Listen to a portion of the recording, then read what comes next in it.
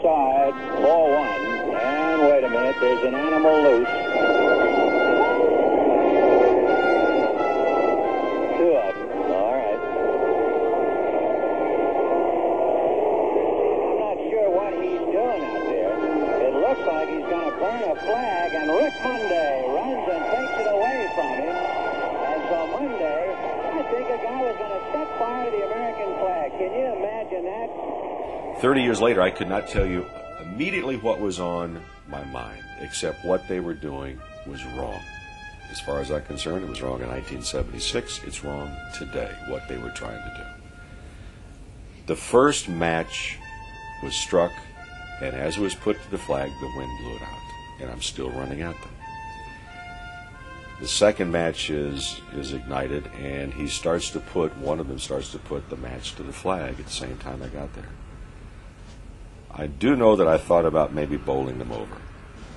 But now I can get the flag before maybe the match can get there. So I reached down, picked it up, still on the run. And the first thing that came to mind, you could smell the lighter fluid. That's how much they doused it. And it was soaking wet. You could feel the coldness of this lighter fluid. And I said, well, is it on fire? Well, obviously it was not on fire. Thank goodness it was not on fire. People don't notice, but he beat me to the flag. I was coaching third base at that time. And I saw Rick Monday start running from center field over to left. I didn't know what it was, but as soon as I saw him stop, I took off and I ran out there. Tommy Lasorda, remember, was the third base coach at the time for the Dodgers. It was the year before he became the manager, the year before I came to the Dodgers. Tommy ran past me yelling about every expletive a longshoreman has ever uttered in trying to get to the guys. I gave the flag to Doug Rauh, who was a left-handed pitcher for the Dodgers, who came out of their third base dugout, and I gave him the flag. I turned around. The guys are being escorted off the field by members of the security team, and also Duke, the head groundskeeper, was with them, too. And he had one of them by the arm, and they escorted them off the field. And it was a very quiet moment. There was a smattering of applause as they got these two guys off the field. Then it got quiet again.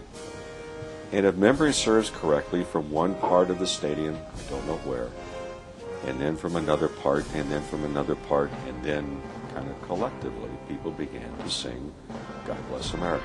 Don't know where it came from. It was a very heroic move on his part in a situation that could have easily just let go. The flag could have easily just burned there until a couple of ushers came out. But Rick acted, and I think we're all very, very happy that he did. I'm surprised by the response in the greatest sense of the word. Embarrassed by the intention that was focused upon me, because I don't know anyone that would not have done the same thing had they been as close to it as I was. So that being said, I get letters every week from retired servicemen, from their families, from kids who were not even born then that heard about it. And I started again a little bit more so a few years ago. Major League Baseball had selected that moment, saving the flag, as one of the top 100 moments in Major League Baseball history. So there was a rejuvenation of that entire thing. And from time to time, people ask, well, are you upset because you spent 19 seasons in the major leagues and you're known for primarily stopping two people from burning the flag?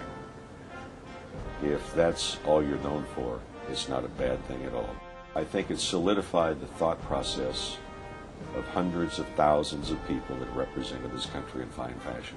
Many of them lost their lives.